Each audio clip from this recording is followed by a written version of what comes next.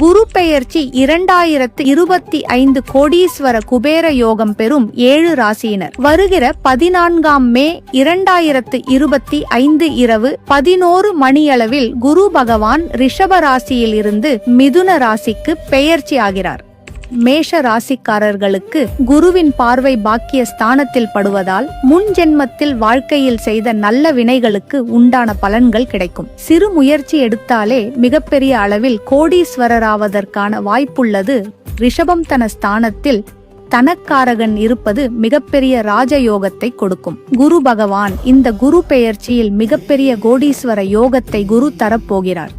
மிதுன ராசிக்காரர்கள் எந்த முயற்சி எடுத்தாலும் வாழ்க்கையில் அபரிமிதமான முன்னேற்றம், வளர்ச்சியை பெறுவீர்கள். உங்களுடைய வாழ்க்கையில் திடீர் அதிர்ஷ்டம், திடீர் மாற்றம், திடீர் திருப்பத்தை கொடுத்து முன்னேற்றம் அடையச் செய்வார் குரு பகவான்.